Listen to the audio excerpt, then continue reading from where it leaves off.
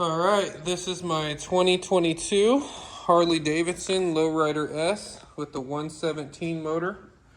I was out riding today, done a little wheelie. Then when I come down, my bike just shut off. And I went to start it, and nothing. This is all I got.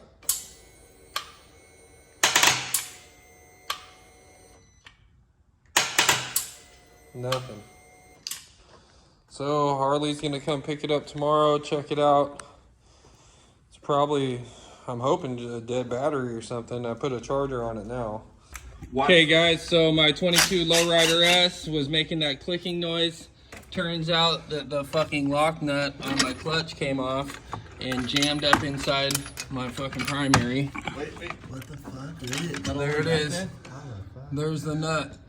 Jammed up in back there. Fucking Harley. I need a mag. Just hold on to that.